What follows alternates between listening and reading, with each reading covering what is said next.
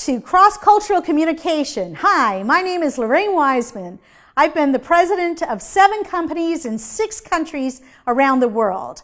In this course, I'm going to share with you my experience and the knowledge I've gained on how to communicate effectively cross-culturally. Academically, I've done postgraduate work on cultural diversity and cultural awareness. In my professional life, I've had the pleasure of living and working in Sweden, in Switzerland, in England, in Canada, the US. I've traveled and spent many, many months in China, Japan, Korea, India, and I've learned a lot. In this course on cross-cultural communication, you're going to learn a lot of different things. First of all, you're going to learn about the difference between a cultural profile and a personality profile. You're going to learn about why this is so important, particularly in today's business environment. I'm going to walk you through Hofstede's model and share with you the 6 dimensions of national culture. You're going to learn how to interpret those different profiles. You're going to learn how to identify the cues, how to understand different cultures from a perspective of language, pace, music, food. You're going to learn about how to adapt your style to their style so that your communication cross-culturally will be a great success. I look forward to sharing this experience with you and what I've learned to help you be a better communicator cross-culturally.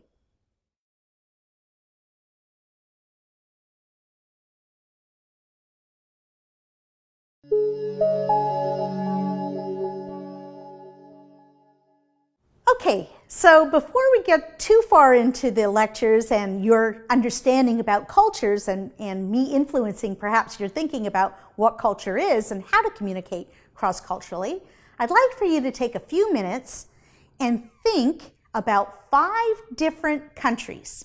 5 different countries, and what is your understanding of the culture within those countries? No research, no homework, just your immediate reaction and how would you describe the culture of those countries.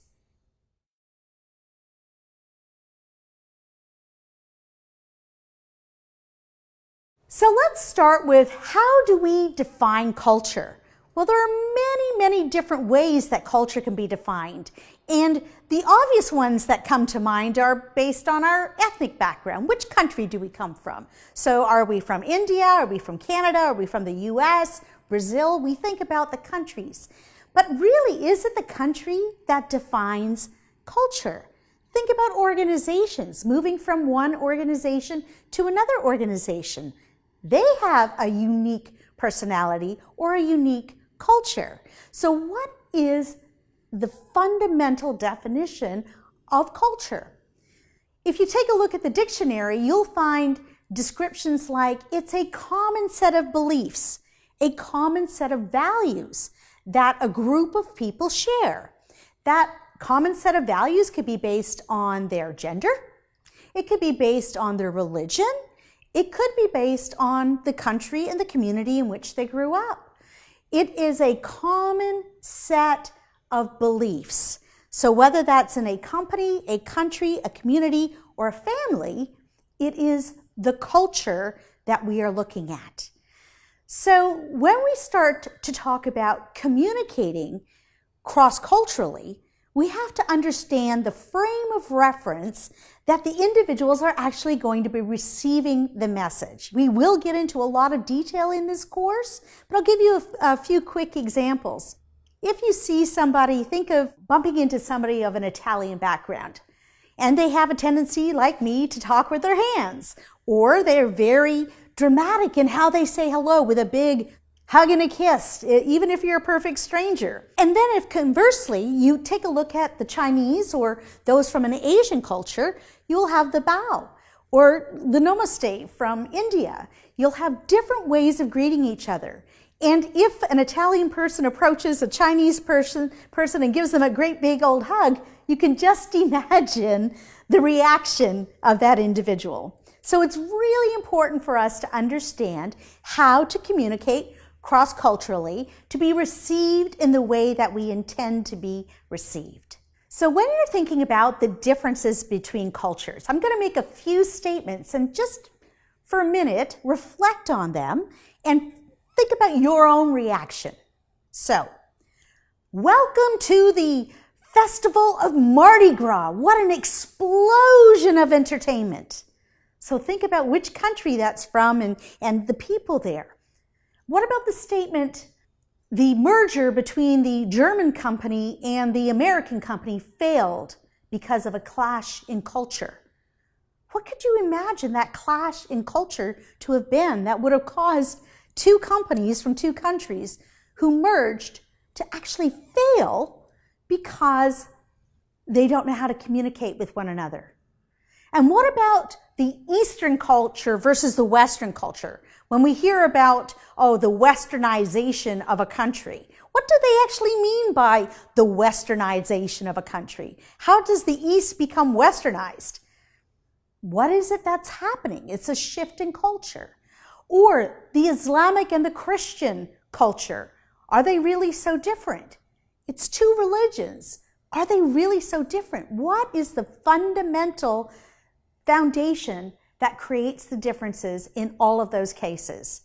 It truly is culture. It's that common set of beliefs and values that each holds, whether it's personal, business, religion, family, it doesn't matter. It's a fundamental belief system that creates those differences that we call culture.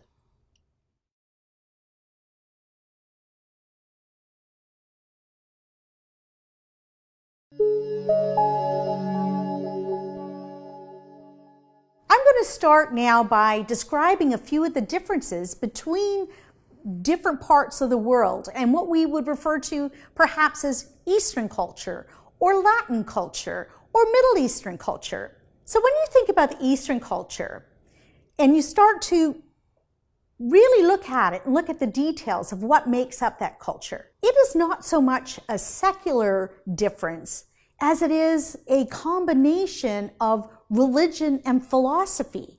So if you take a look at countries like India, Japan, China, and you travel through those parts of the world, you will realize very, very quickly that how they behave, how they live, and what they value and believe in really is a combination of the religion with their community and the culture that they are living in.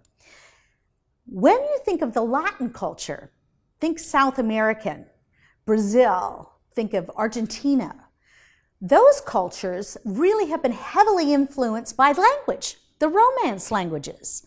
For example, Spanish and Portuguese are those two romantic languages. And when you're in those countries, you really feel the language.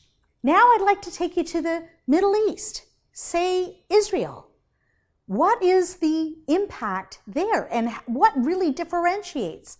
Well, Israel and the Middle East really is the birthplace of Judaism, Christianity, Islam. So it's heavily influenced by the beginning of many different religions in those countries. And those historical pieces have followed and helped evolve that culture and differentiate it from different parts of the world. It's really important that we understand that culture actually does evolve. So now I'm going to take you to the United States or to Canada, where all of those elements exist. Why? Because people move. People migrate from one country to another, and they bring those elements of their culture with them. So we've talked about the differences within countries, but there are also many other cultural differences that can happen, whether it's within a country or within an organization. Let's talk about other types of cross-cultural communication that might happen or might be needed. If you think about a country that's broken into a number of different regions, you might have to learn how to communicate across those different regions. If I talk about the United States and I think about New York, think about the culture of New York City. And now go to the deep South in the small towns of South Carolina. How would you differ? How do those cultures compared to each other, and how would you be able to communicate? The same thing in countries like Italy. If you move around the country, you have different dialects, different languages. Italian is spoken many different ways as you move around the country.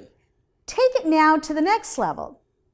What about generational differences? So now you've got your grandparents, your parents, and your generation, your children's generation. Think about the music. Think about one generation to another, and is that a difference in culture?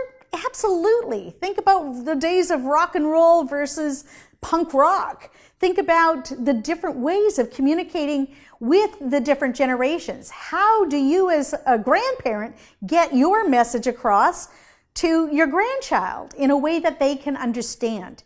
That is also where you need to flex and understand how to communicate.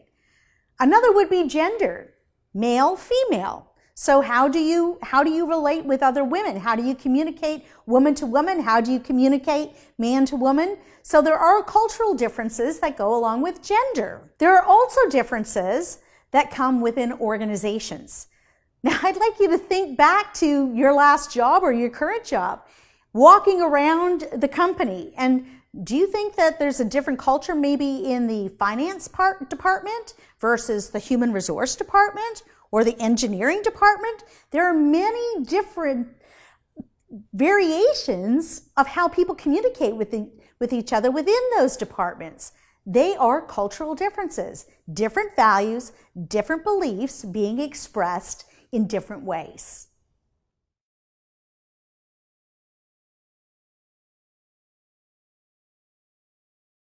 I want to take you back to the exercise you did in the first section one more time. Think about what was going on in your mind when you were jotting down a few notes against each of the countries. Those assumptions that you're making about those countries based on your impressions, not necessarily fact or research, but based on your impressions, that's what we call mental models. That's something that you have your own paradigm, your own way of thinking about the culture of the country that you were thinking about. We're going to break down mental models into three different ways: identity, values, and institutions. So let's start with identity.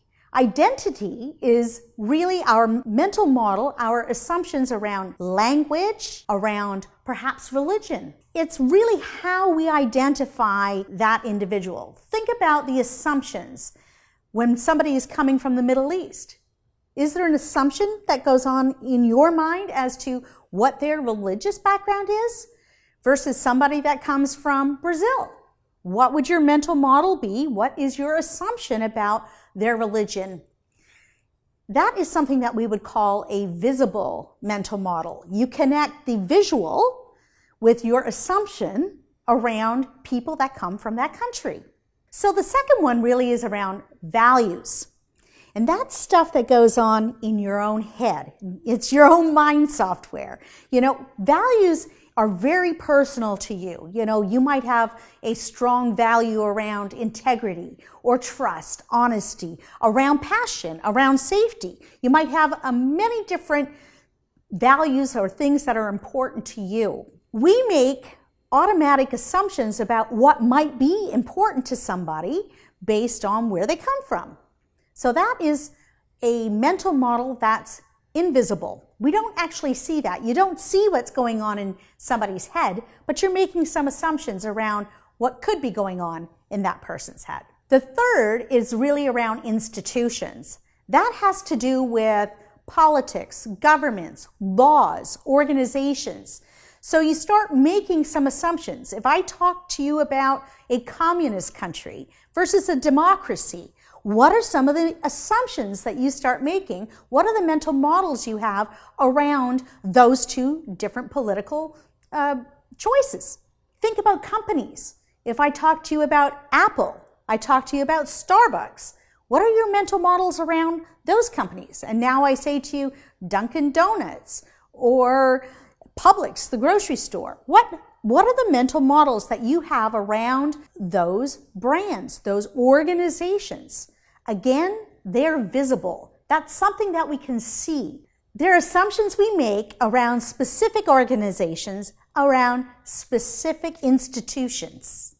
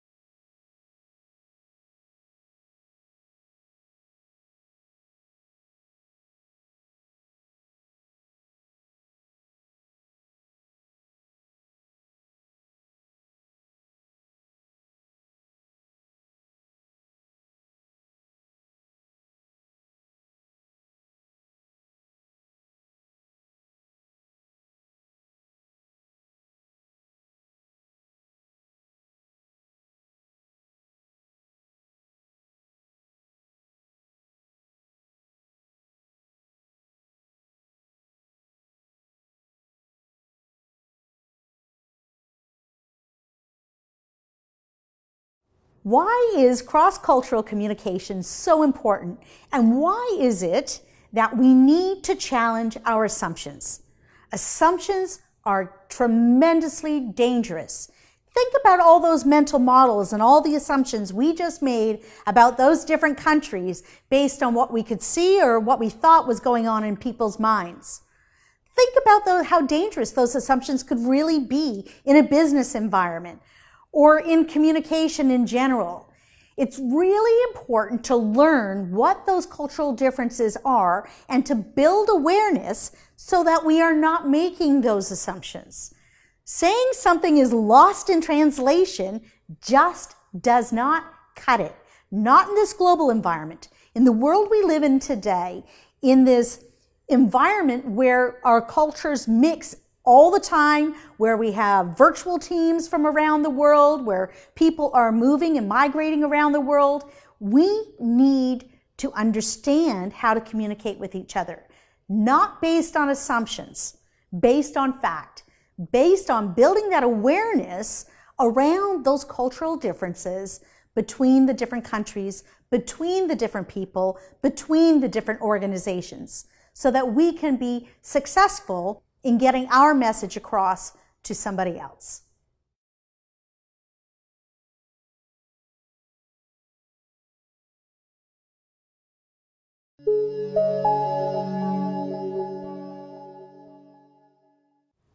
Now it's time for the exercise for section 2. Pull back the 5 countries that you selected with the notes that you made in section 1. And what I'd like you to do at this point in time is reflect on the notes that you made. Challenge yourself. Did you make those notes based on fact or based on assumption?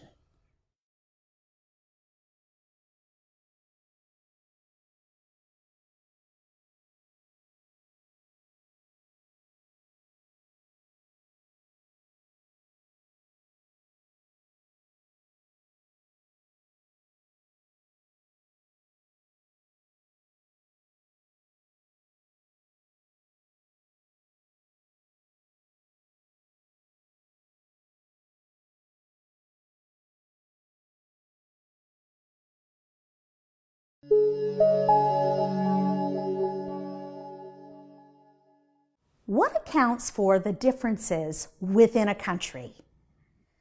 Let's take a look at it from a regional, ethnical, and religious difference. Those are the pieces within a culture that can happen within a country despite or regardless of what the political background of that country happens to be. Religious and ethnic differences transcends the country.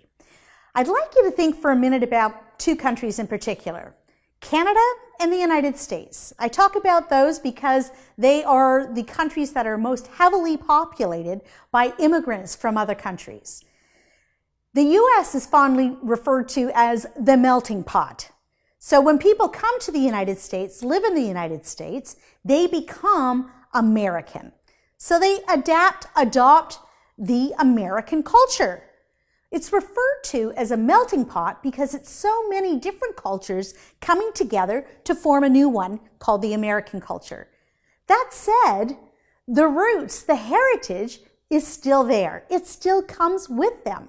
So think about the Dutch in Pennsylvania. You know, there's a specific area within Pennsylvania that is primarily a Dutch community, or German communities in another part of the country. There are different populations, different heritage, different ethnic pieces that transcends the country. Compare that now to Canada. When people refer to themselves as Canadian, they usually start with their heritage. So where are they from? Are they Chinese Canadian, Indian Canadian, French Canadian? Where are they from? So their heritage comes with them. And you'll see if you travel around the country, those ethnic roots are very much alive and well. I'll talk about one city in particular, Toronto. There's a little Italy, a little Israel, a little China, a little England. There are different countries represented in different parts of the population around the city. So the ethnic and the religious parts have transcended the country of origin and moved into the country that they're in. That makes up part of that individual's cultural profile.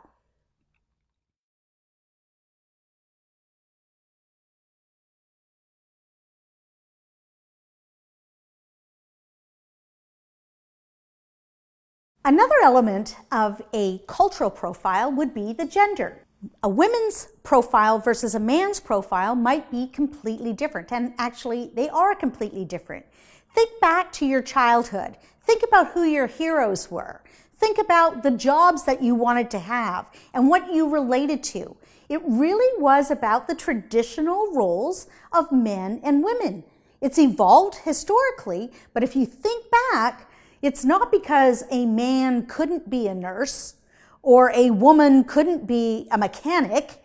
It was our mental model and our history that connected us to those different roles. It wasn't about capability. It was about the roles that we, within our genders, connect to historically. Who were our hero figures? Who did we want to be like?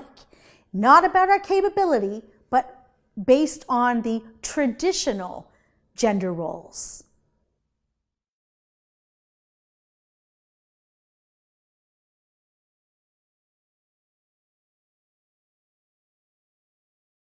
The third element of a cultural profile is really about your generation. Which generation were you born into? And what connection do you have to that generation? What creates cultural differences between generations? Well, when I think about my grandparents, for example, they experienced a world war, they suffered through a depression, they had a very scarce amount of resources, versus my generation where things were plentiful, not experienced a war. Those sorts of historical events can have an impact that will cause generations to be different. Think about my generation and now my child's generation. Very different. Why? What are some of those radical changes that have happened between those generations? The first one that comes to my mind is technology. Think about, when we were growing up, we weren't allowed to have a calculator in an exam, versus our child's generation where they're not even taught to multiply or divide anymore because they have a calculator that can do that. Why do they need to know it if they can actually use a piece of equipment or technology to calculate? So technology has had a huge impact. Think about the impact on the generations when television was invented, the ability to communicate around the world.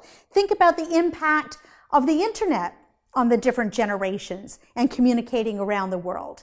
It's a big part of why we're talking about this course to start with, is really those generational changes that have happened, those introductions of technologies over the years that's caused differences in the generations and between the generations.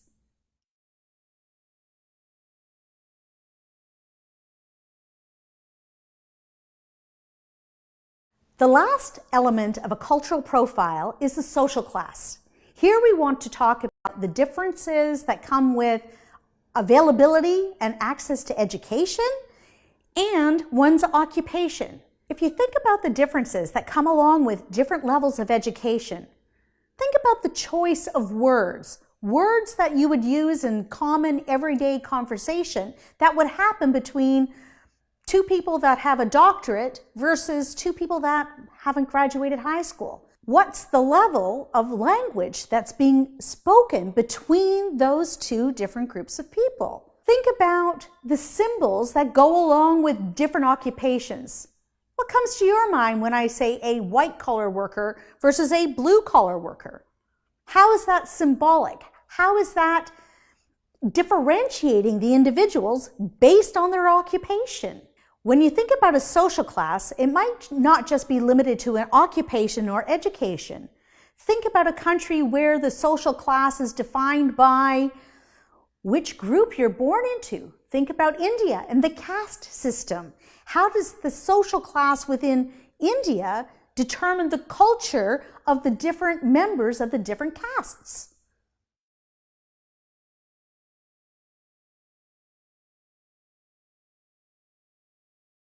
We've now covered the elements of a cultural profile. I want to make a connection now between a cultural profile and your personality profile. It really is in the form of a triangle, and I want to walk you up to the top of the triangle. At the bottom of the triangle is human nature. That is really a universal element. It's something that we all are a part of. It's not specific to any one individual. It is something that's inherited. It's something that we are born with. It's the instincts that we have. It's human nature. The second level is our culture. And our culture is specific to a group or a region. So it's something that we are part of. And our culture is something that's learned. We learn it through our families. We learn it through exposures to different environments, to different organizations. We become a part of different cultures through different groups and associations. At the top of the triangle is our personality. And our personality is unique to us. It's individual. It does have two elements. It has the inherited part, the part that's in our DNA, and it also has the learned part. Those things that we've learned that help make us who we are today through our own experiences in life. So once again, we have human nature that's universal to us all. It's inherited. We have culture, which we learn from being part of a group, organization, a community. And then we have our personality that's unique to us. And it differentiates us based on our own learnings and experiences and our own DNA.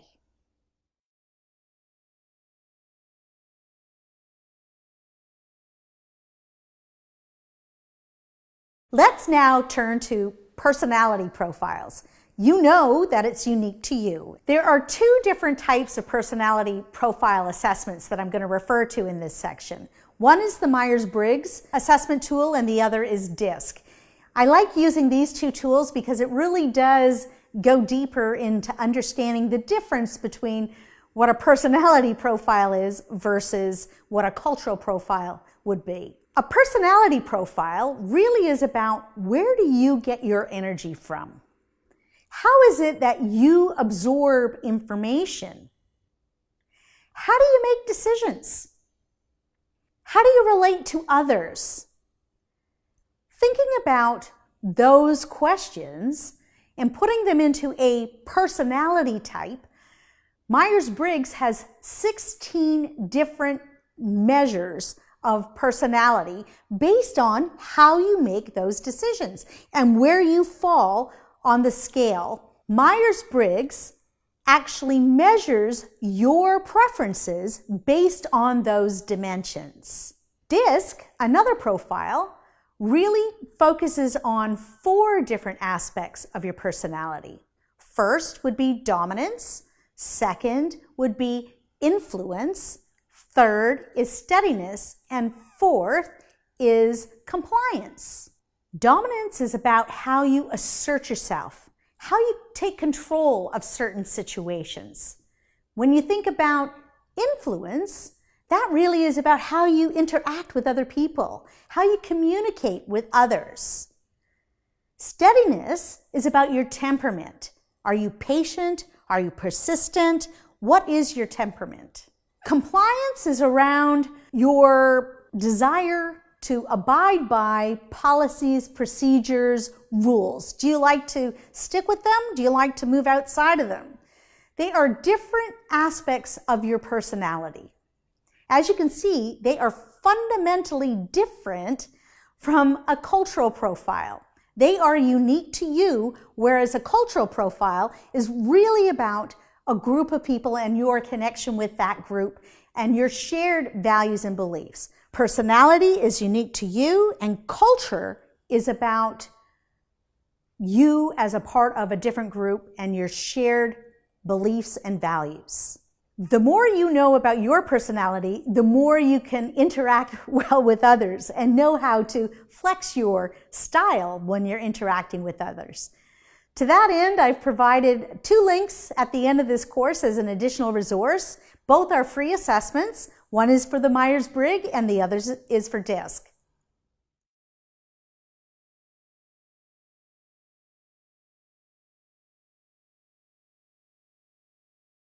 Culture versus personality profile. So you have enough information now to understand the differences between the two. So if you are actually going to work on your communication with others, you need to be aware of both. We're going to focus our conversation around the cultural piece, but I would encourage you to really focus as well outside of this course on understanding the personality side. Personality is about those traits that are unique to you. Again, how do you make decisions? How do you communicate with others? Where do you get your energy from? Think about those versus the cultural profile. What is your ethnic background? What's your gender? What's your generational background? What is your religious background? What are the assumptions that you make as an individual given your experience and the groups that you belong to? Both personality and culture can be learned. So think about how you can adapt your style and your communication based on what you know. It's really important here to avoid stereotyping.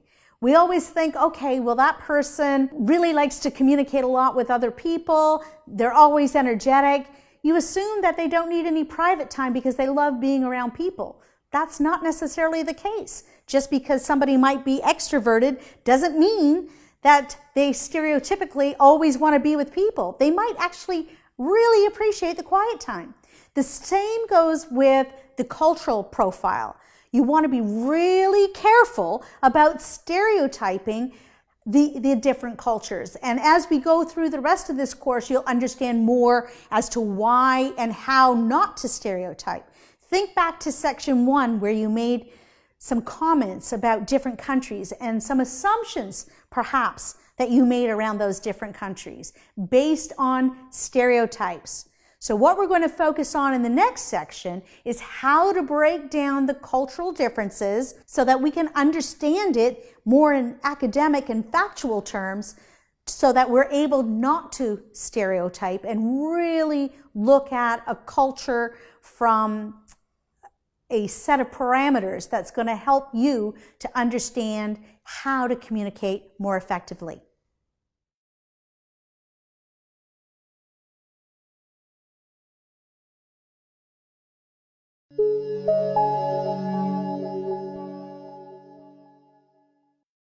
Now it's time to practice. Let's see how much you really understand about a cultural profile versus a personality profile.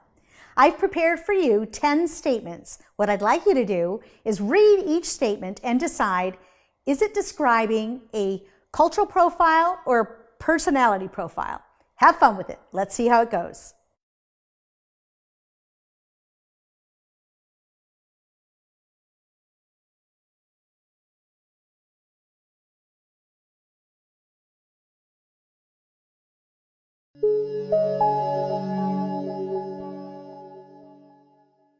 So far, we've spoken about cultural differences in generalities.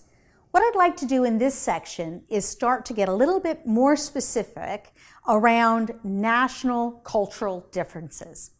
Geert Hofstede is an author that I will be referencing in this particular section. He is a world-renowned researcher on cultural differences. He has written several books, and I trust the program and the model that he has come up with, and I look forward to sharing that with you. We're going to start by defining the 6 different dimensions of national culture. The 6 dimensions of national culture include power distance, individualism and masculinity, uncertainty avoidance, long-term orientation, and indulgence. For the purposes of this part of the program, I'm going to define institutions as families, schools, or communities, and I'm going to define organizations as places where people go to work.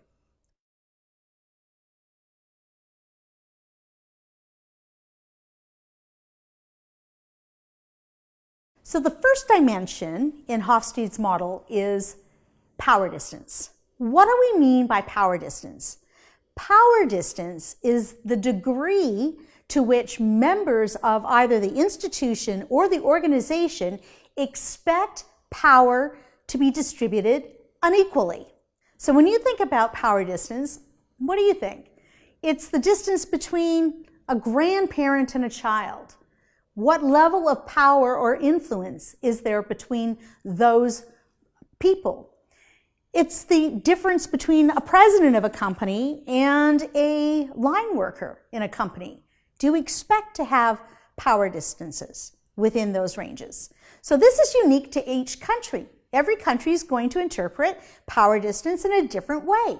So how would the members of that community, the members of that organization within that country, look at the power distance? So in a country where there's a small power distance, if you think about the relationship between an elder and a child, for example, a teacher and a student, the teacher would probably be called by the first name. An example of a country where this happens would be Sweden. If you're thinking about it from another perspective, think about China, where teachers are really given a tremendous amount of respect. They are put on a pedestal and they are, revered, if you will, by the younger generation. They wouldn't dream of ever calling that teacher by their first name. So the Chinese would expect to have a significant power distance. We refer to that as a large power distance, whereas the Swedes would refer to it as a small power distance because they are considered more equal. In an organization, an example would be positional authority, positional power. In those countries where there is a small power distance, everybody in the organization is treated equally, just with different roles. And a hierarchy is there for convenience when needed.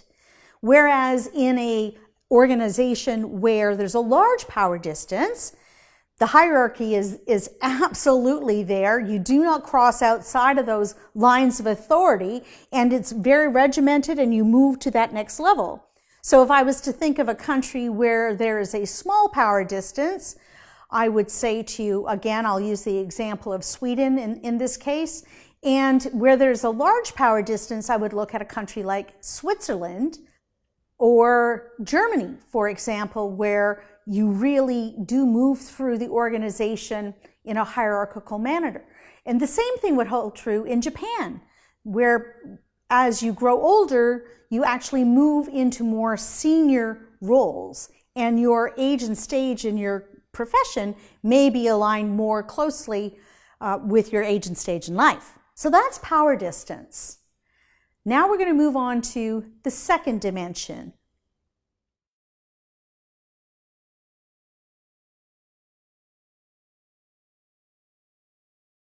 The second dimension is individualism. So when we think about individualism, really the I, we, they dimension. Individualism is about the relationship between people. It's about the comfort level that you have with looking out for yourself. So an organization or a culture, a national culture that is considered to be individualistic, the members will put themselves first. They will always look out for the I in the room. On the opposite end of the continuum is the collectivist. In a collectivist society or country, the concern really is about the group. People come together as a cohesive group and they stay together for life, and they will protect each other for life. They are not looking out for the I in the room. As a matter of fact, they're quite uncomfortable with I. They are more focused on the we. How are we doing? It is the result of our actions. It's what we do together, and they will keep that group together for the entire duration of their life. So let's start to break it down. Let's look at some individual characteristics that go along with either being individualistic as a country or nation, or being a collectivist as a country or nation. So let's start with the employer-employee relationship. So if you're in an individualistic society, the relationship between a company and an individual really is an employee-employer contract situation. It's an agreement between two individuals. Whereas in a collectivist country, a company that's employing an individual, it's really a relationship with their entire family. They really care about the entire family and will pull the family into the organizational culture. They treat their employees as if they are part of their family and will provide for them and care for them accordingly. So some examples in that case, if you think about the I, the employee-employer contract situation, countries such as Canada, the United States, Australia, the United Kingdom, they would be considered much more individualistic than collectivist. Countries like Brazil, like Mexico, those countries are actually much more collectivist. They really engage their organizations as part of their family. Brazil and Mexico, where I've had the pleasure of traveling, for example, organizations will come together as a collective during meal times. At lunchtime, for example, they'll come together and the company will provide the food. There's no worry about, as we talked about earlier, power distance. There's very little power distance. And they come together as a family to share a meal every day. Can you imagine seeing something like that in the UK or in the United States?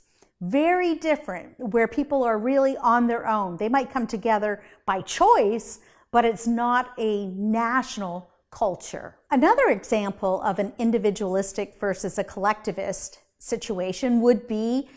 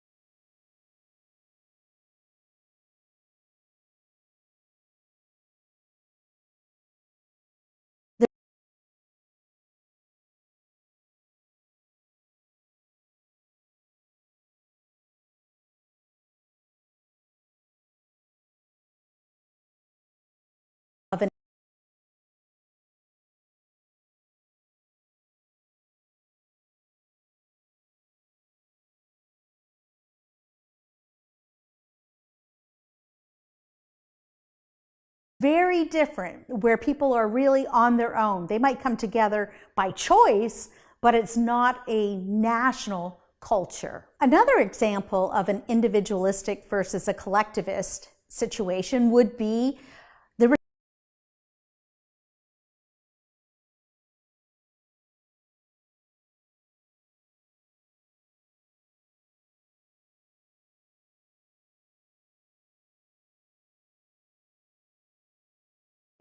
but it's not a national culture. Another example of an individualistic versus a collectivist situation would be the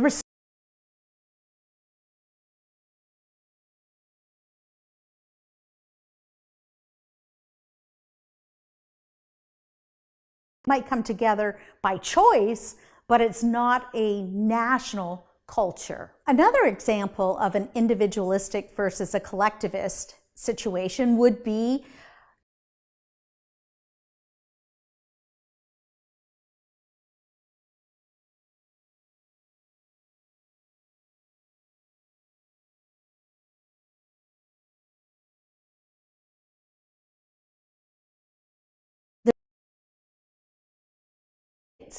very different, where people are really on their own. They might come together by choice, but it's not a national culture. Another example of an individualistic versus a collectivist situation would be the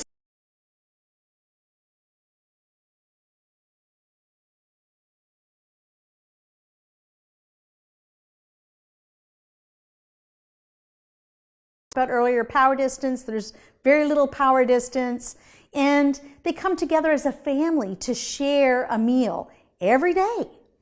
Can you imagine seeing something like that in the UK or in the United States? Very different, where people are really on their own. They might come together by choice, but it's not a national culture. Another example of an individualistic versus a collectivist situation would be the response to direct feedback.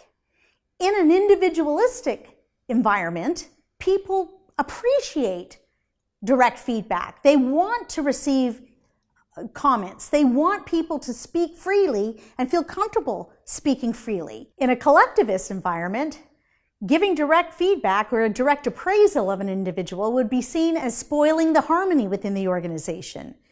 There would be another way of presenting that feedback that indirectly the employee would get the message. The opposite of that, in the collectivist environment, really, what do the people want? They want good working conditions. They want to be sure that their skills are being maximized and utilized in the best way to benefit the entire organization. Everybody does their part for the benefit of the whole. Now we're going to go on to the third dimension, masculinity.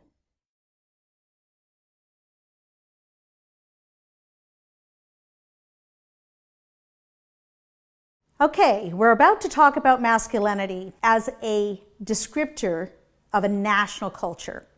What I'm about to say from the ears of somebody in the Western world, or let's say in North America, it might sound a little uncomfortable because of what we know. But remember what we're talking about here. We're talking about national cultures, profiles of national cultures. So again, there's a lot of differences around the world. The definition of masculinity, or a country whose national culture is described as being masculine, is one where the gender roles or emotional roles are more traditional. Traditional in the stereotypical sense of the word. Men are expected to be assertive, strong, forceful, materialistic. Women are expected to be tender, modest, caring, more of the emotional side of the equation. A country that is seen as feminine is a country where the two overlap, that both men and women will take on similar roles. Now let's take a look at some examples of how you would be able to differentiate a country that is feminine from a national culture perspective versus masculine from a national culture perspective. If you think about a country that's feminine, girls are not cheering for boys. Girls are cheering for girls. Boys are cheering for boys. If you think about a country that is masculine, A woman, a girl, would be cheering for the success of the male partner, the male person in the room. In terms of a feminine country, women's lib, what does it mean? It means equal at home and at work.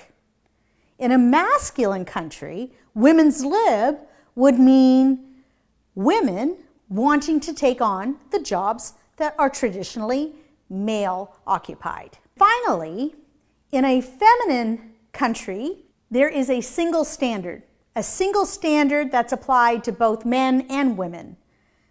In a masculine country, there would be a double standard, one standard that's applied to men and one standard that's applied to women. Now, when it comes to this as a national culture, the world is evolving. A lot has changed over time, but it's not consistent in every country. As with all different elements and dimensions of culture, it will change over time, and different countries will take on different profiles as time goes on.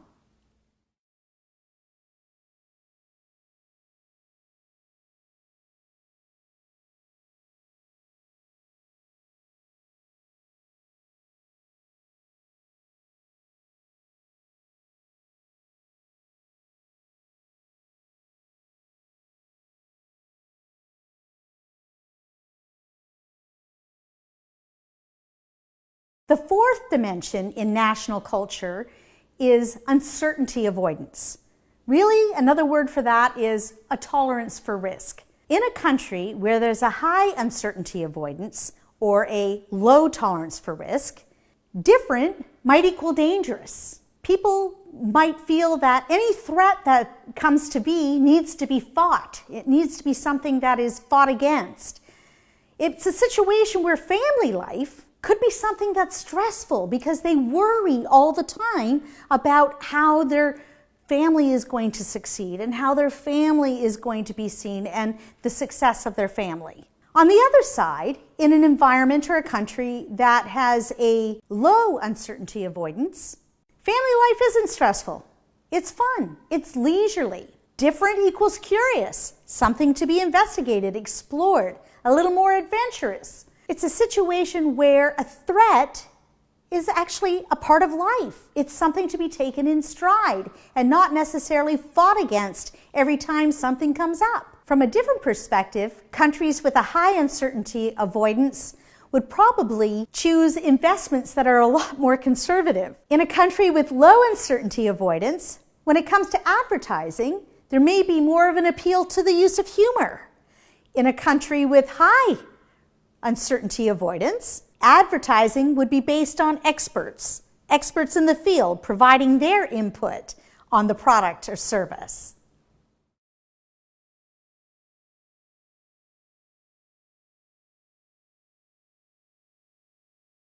The next dimension is the country's orientation towards being either short-term or long-term.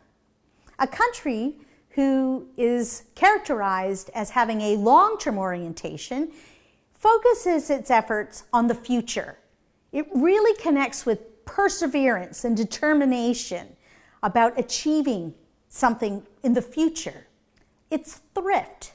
For countries with a short-term orientation, there's a real respect for tradition, doing things the way they've always been done. There is also a great need for saving face and making sure that they complete their social obligations. In a country where there's short-term orientation, when it comes to the workplace, there's us and them. There's a difference between the managers and the workers. There's a logic around if A is true, then B must be false. In a family environment, living with your in-laws, bad news. That's trouble. In a country where they're more long-term oriented, if A is true, B can also be true. They're thinking more about the future. They save instead of spend. In a short-term environment, they'll spend for today, whereas in that long-term orientation, they'll save for tomorrow. And when it comes to living with your in-laws, perfectly normal, absolutely the right thing to do in a country with a long-term orientation.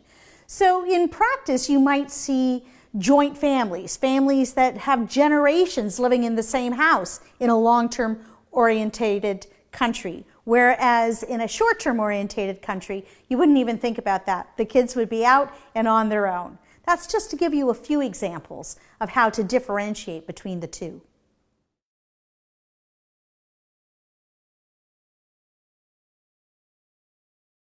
The last dimension is indulgence. Indulgence is about the immediate gratification, the gratification of those basic human needs, the needs to have fun and to be free living, and to really live life to its fullest. Whereas the opposite of a country that is indulgent is one that is restrained. A country that's restrained will curb the gratification.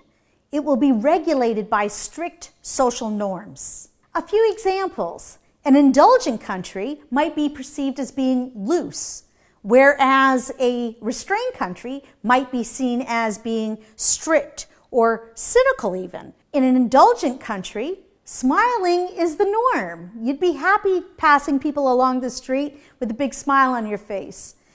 Whereas in a restrained country, smiling is something that would not be happening. It would not be usual as you were walking along the street. A final example would be in an indulgent country, leisure time is very important. Whereas in a restrained country, leisure time would be of much less importance. Work time would be more important.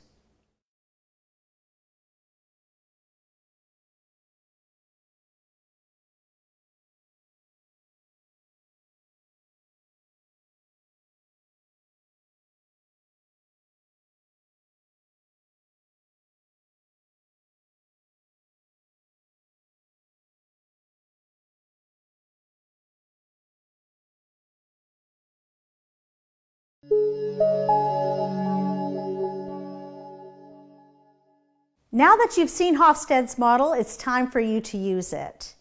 So I'm going to ask you to go to the link, take the 5 countries that you identified in section 1, research them, look them up, and find out what is their profile in accordance with Hofstede's dimensions. Then what I'd like you to do is take a look and compare them. Compare them to the notes that you had based on the assumptions that you made in section 1 and 2.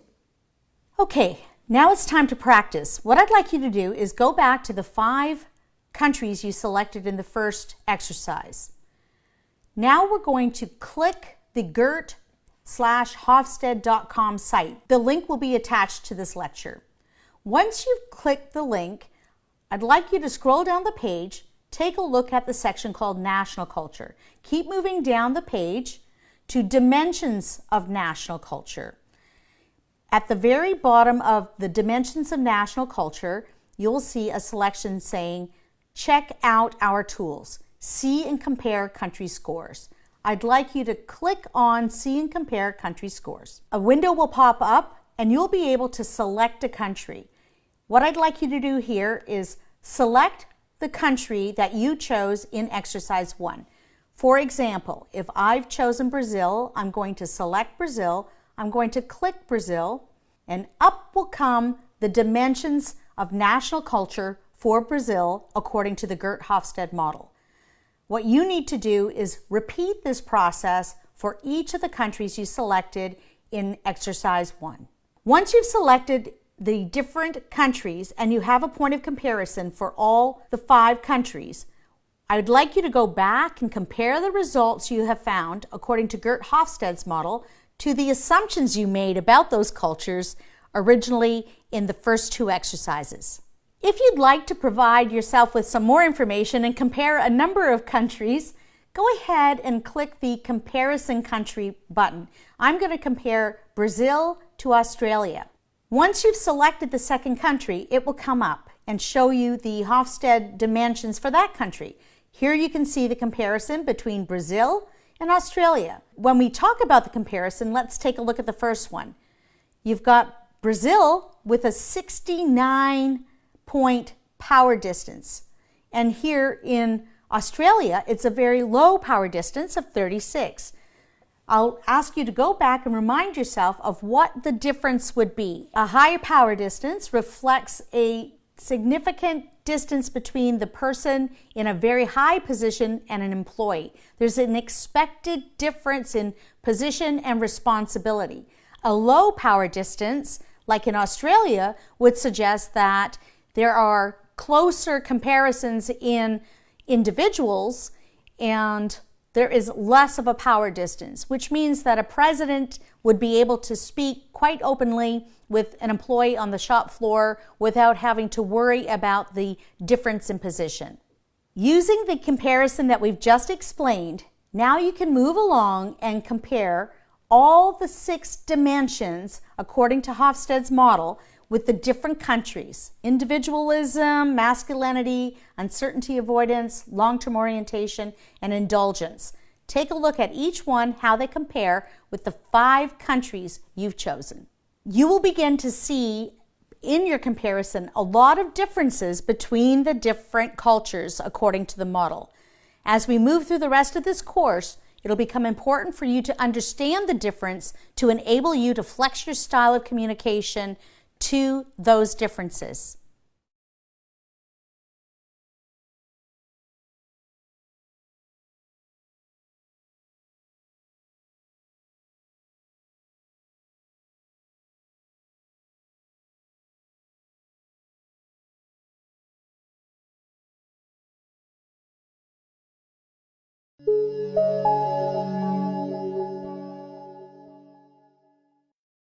So now you've had the academic side of the differences between national cultures. Now it's time for us to apply it. How are you going to know how to use it? How are you going to know how to communicate when you're actually visiting a different country or you're working with colleagues from a different country? How are you going to do this? Okay, so first of all, do your homework. You now have the tools and the resources available to you. Before you get into a situation, do your homework. One of the first pieces that I like to talk about and to use when I'm doing my homework, once I've done the background research, is building rapport. So look at the verbal and the nonverbal cues. Are people speaking with their hands? Yes or no? Are they expressive in how they present themselves? Are they smiling? Aren't they smiling? How do they say hello? Is it a bow? Is it a handshake? Is it a hug? Take all of those pieces into consideration. When you're actually in a conversation, trying to learn more about somebody, stick to subjects like sports or politics. You might actually want to do your homework about the latest game and the latest fad within the country and the group that you're going to be speaking with. So that's one way. Another way, and a very effective way, is to ask open-ended questions. Get people talking. Ask questions where they will openly share answers about themselves personally, whether it's, the home environment, whether it's work, but get them talking, get them answering questions. The more questions they answer, the more information you have to understand what their social norm is, what their value system is, and what their cultural profile will be. This is going to help you figure out all of those different elements that we talked about earlier and how to start to approach having a conversation with those people.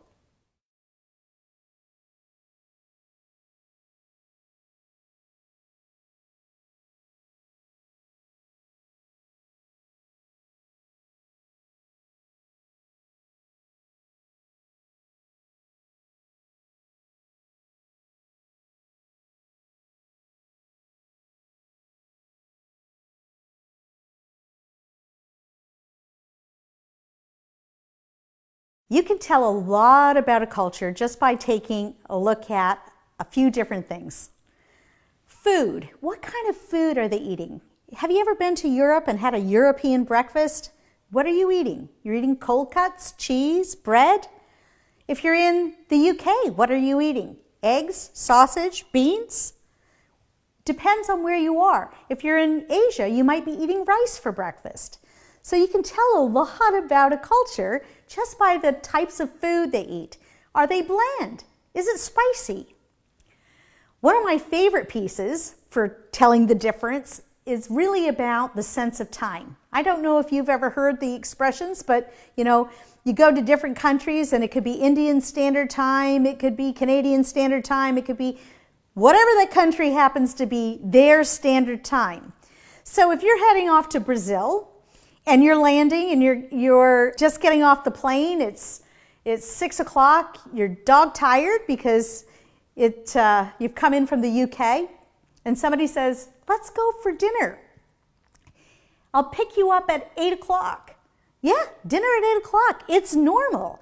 It's a normal part of the day. It's a very late meal, and it's very family oriented, and you'll get to know people are inviting friends, they're inviting family, and they want to be social. Whereas if you're going to another country that's not like that, you might land and they'll see you at the office tomorrow morning. So you can tell a lot about a country by their sense of time. In some countries, if you're invited for dinner at 6 o'clock, the expectation is you would be there at 6 o'clock. You would arrive and you would start your meal upon arrival. In other countries, you might receive an invitation for 6 o'clock. You might arrive and only to find out that really 6 o'clock meant 8 o'clock. 6 o'clock was the polite invitation. 8 o'clock was the expected time. You'll get to know a lot about a culture by their sense of time. Pace. Pace is another element. Is it a fast-moving environment? Is it a slow-moving environment? Do people like to get to know you and spend a lot of time chatting with you before they get to business? Or do they want to get straight to business? What is the pace? So look for those telltale signs when you're meeting somebody. Another piece is music. What kind of music are they listening to? Is it classical? Is it country? Is it rock? What kind of music are they listening to? What about their family values? When they invite you out for dinner, are they inviting their spouse and their children to join you as well, knowing that it's really important to them to have their family around and their family is very much a part of their lives? Or are they just coming out with you on your own? How important is it? Are they talking about their family? Are they chatting about their children, about their spouse? How important is that to their culture? Understanding how important family values are to an individual can be a very important part for you when it comes to flexing your style, which we'll talk about shortly. The last piece is around education. How important is education? If people are talking about their degrees and which school they went to, and it's a five-star school, how important is education to the individual? In some countries, it's really important to get into the best preschool there is. There's competition to get into an elementary school. You're not educated unless you've got a PhD. Whereas in other countries, much more relaxed about it. Public school is perfectly fine. Getting an education any way you can get it is perfectly fine. Understanding the importance of education, not just the education itself, but where individuals are being educated, is another distinguishing factor, something that you can listen for the cues in a conversation.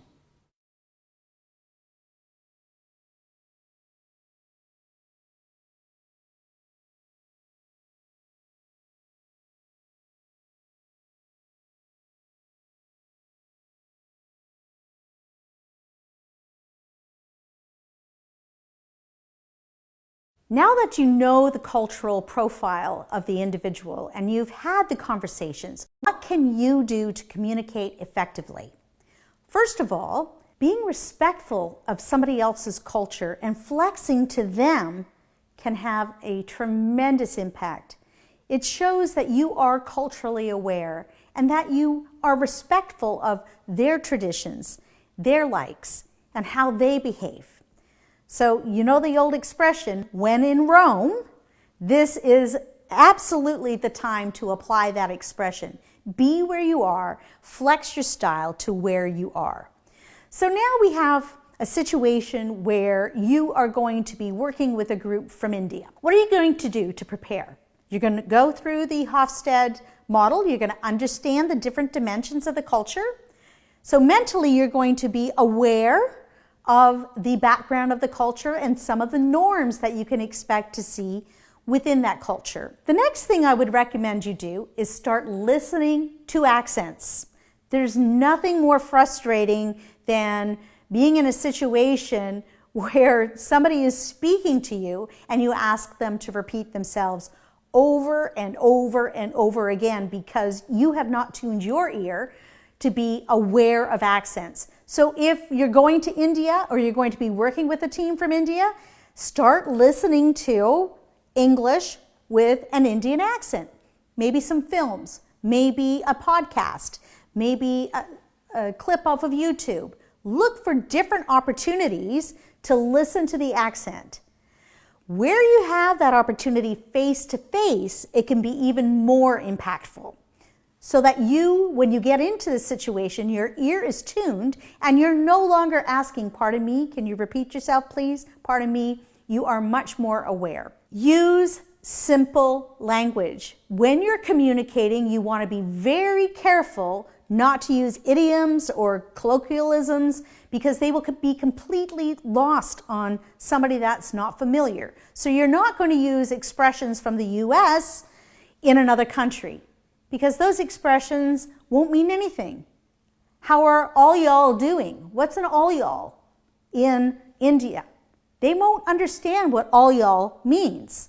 You want to use language that's as universal as possible. Another important point is to watch your body language. If you're in a country that is very restrained, if you will, and not using a lot of body language, you want to be sure that you are not as expressive with your hands as you might usually be in your normal daily communication. Flex your style to the receiving country. Understand and be respectful of how people communicate. So if somebody is using their hands, you might want to use yours. Body language is also important when it comes to making eye contact, for example. In some countries, looking somebody directly in the eye can be offensive. Versus other countries, if you're not looking somebody in the eye, it may be suspect or it might be seen as being a little less honest. So you want to understand how body language is interpreted in different countries. I would encourage you to watch clips in that individual's local language. You will see much more natural body language when somebody's speaking in their mother tongue than if they're speaking in your language. So I would encourage you to watch different videos before you go to another country. Learn as much as you possibly can before starting to communicate. And then demonstrate respect. Demonstrate that you're willing to meet them in their national culture. You flex and demonstrate respect. In today's environment in the workforce, as we are becoming much more globalized and working on virtual teams around the world and traveling a lot more around the world and being exposed to many more cultures, being able to communicate and flex your style to another individual's national culture is going to help you be successful. You be impactful as you embrace this part of this new work world.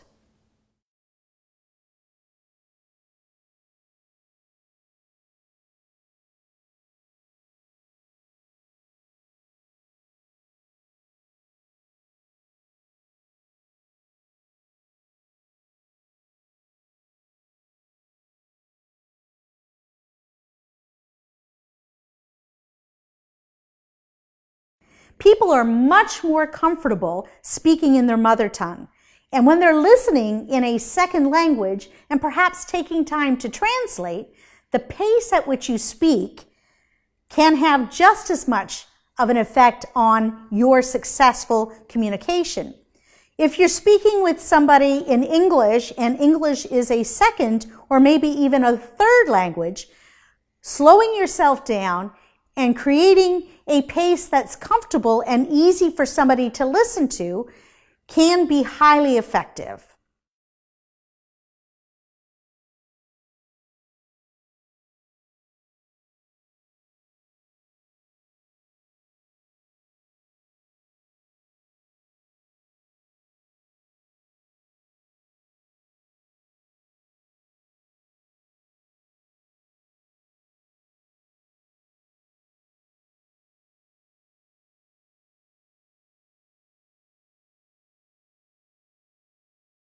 Personal space is something else that you need to consider when preparing for a cross-cultural experience.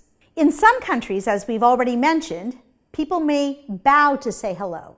Some others will shake a hand. Others will give a big old hug. You can tell a lot about an individual's cultural profile by their personal space. You need to be ready to adapt.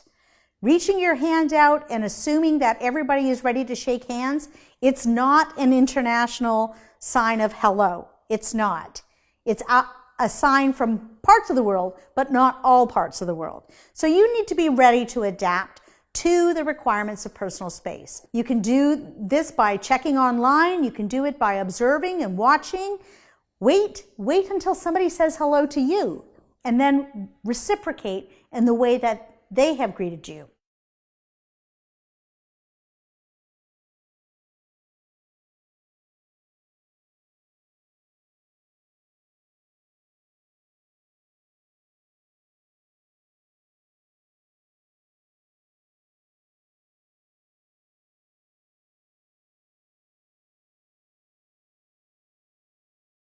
Another thing you want to keep in mind are hand gestures. Not just using your hands to communicate and to be expressive, but actually using it as a symbol. In some countries, two may not be two. It might actually be something terribly offensive.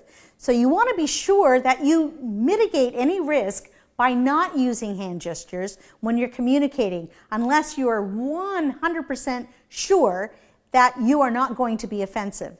What's second nature to one person might be totally offensive to somebody else. And that can be a big faux pas as we start to communicate cross-culturally.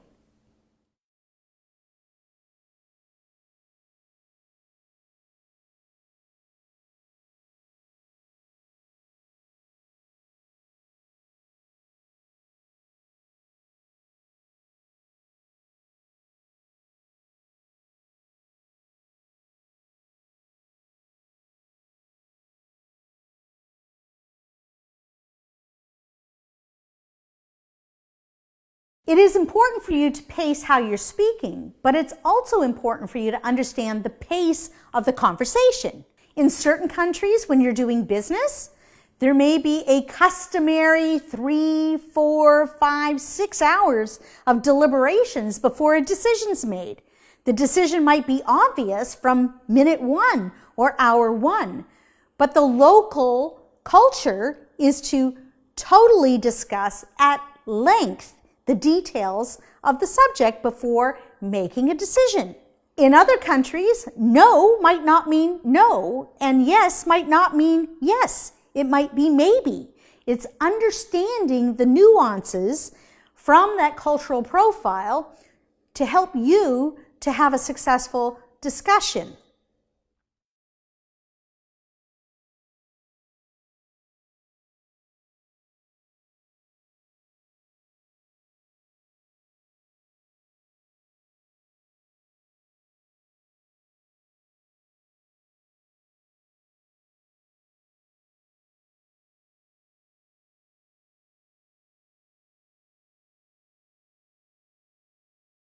One more piece about putting Hofstede's model into action: knowing when to be direct and when to be indirect.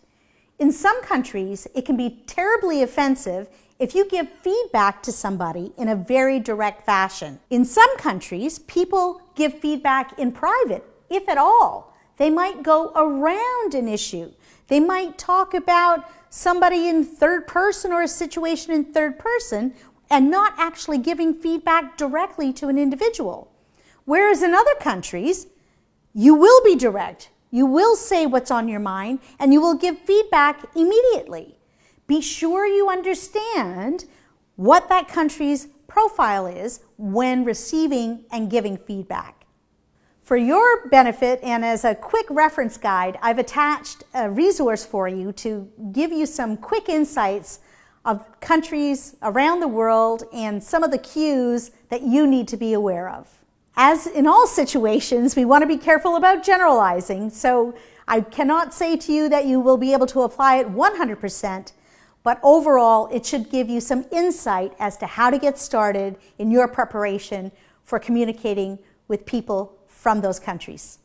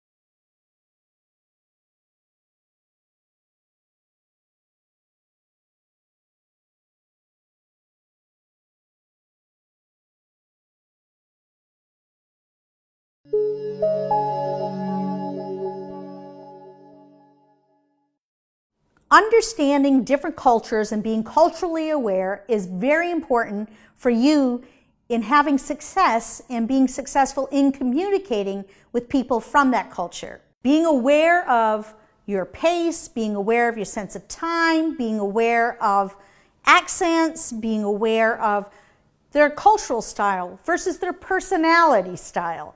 Understanding the differences between the two is going to be important for you to understand whether you're speaking to somebody and flexing your style to their personality or flexing your style to their culture. And as a reminder of Hofstede's model, there were 6 dimensions that we had to take a look at. The 6 dimensions are power distance, individualism, masculinity, uncertainty avoidance, long-term orientation, and indulgence. Keeping those dimensions in mind and what you've learned about the cues, whether it's language, body language, pace, music, food, family, all of the different variables and the different cues that help you understand the cultural profile of an individual will help you to respect that culture, understand it, and flex your style to have a successful discussion. Now that you've learned a lot about national culture and going around the world and traveling and meeting other people, we want to keep in mind that all of what you've learned applies within your own organizations. Being aware of the cultural traits of one department to another, one company to another, one individual to another. understanding the importance of flexing your style and the types of cues to look for around those individuals and those people on your team will help you be successful. Remember, it's all about successful communication. How do you get people on the same page, discussing in a way that's meaningful and impactful? You also want to think about applying this to virtual teams. Interestingly enough, we work in a virtual environment, online, GoToMeeting, WebEx, whatever the case may be. Those virtual teams also have a culture, and we need to be aware. We need to be aware of how to apply these different cultural elements to a virtual team. There's more on that in a course to come on communication.